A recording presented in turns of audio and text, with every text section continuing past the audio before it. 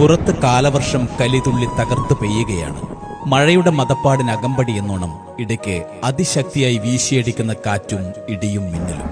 ശക്തമായ കാറ്റിലും മഴയിലും പലയിടത്തും മരങ്ങൾ പൊട്ടിവീണോ അല്ലെങ്കിൽ ഓട്ടോമാറ്റിക് ഇലക്ട്രിക് സംവിധാനത്തിന്റെ ഭാഗമായോ ഇടയ്ക്കിടെ കരണ്ട് പോയേക്കാം.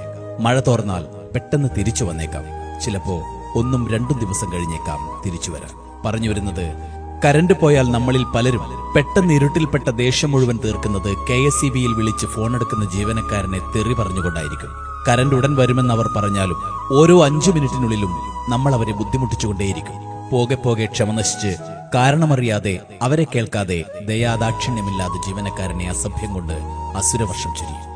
അരുത്, അങ്ങനെ ചെയ്യരുത്. അവരും നമ്മളിൽ ഒരാളാണ്. നമ്മളിൽ ഏറ്റവും വേണ്ടപ്പെട്ട ആരുടെയോ സുഹൃത്തോ സഹോദരനോ ചേട്ടനോ അച്ഛനോ ആരോ ആവാം അവരും.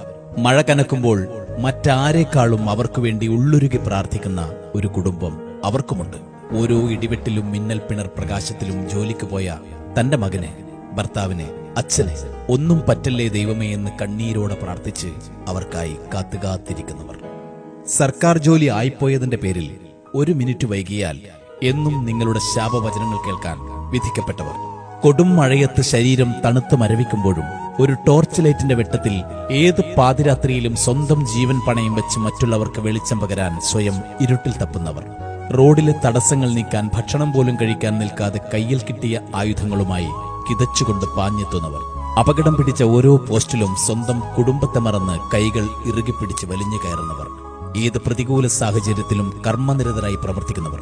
സെക്ഷനിലെ 5 പേരെ വെച്ച് ഒരു നാടിനാകെ വെളിച്ചം പകരാൻ രാപ്പകലില്ലാതെ ഓടി നടക്കുന്നവർ. വൈദ്യുതി അമൂല്യമായിരിക്കെ ഈ പ്രതികൂല സാഹചര്യത്തിൽ അനാവശ്യമായി ഉപയോഗിച്ച് നിങ്ങളുടെ മൊബൈലിലെ ഇലക്ട്രോണിക്സ് ഉപകരണങ്ങളിലെ വൈദ്യുതി വെറുതെ പാഴാക്കാതിരിക്കുക. ഓർക്കുക, ഈ പെരുമഴക്കാലത്ത് ഏറെ അപകടം നിറഞ്ഞ ജോലിയിലാണവർ. മനസ്സുകൊണ്ട് നിങ്ങൾ പ്രാകുന്ന നമ്മുടെ KSEB ജീവനക്കാരും മനുഷ്യരാണ്. കലുഷിതമായ കാലവർഷത്തിൽ ഏറെ പ്രതികൂല സാഹചര്യങ്ങളോട് പടപൊരുതി നിങ്ങളിലേക്ക് വെളിച്ചമെത്തിക്കാൻ അവർ നിതാന്ത പരിശ്രമത്തിലാണ്. നമുക്ക് ക്ഷമയോടെ കാത്തിരിക്കാം, കൂടെ നിൽക്കാം അവർക്കൊപ്പം.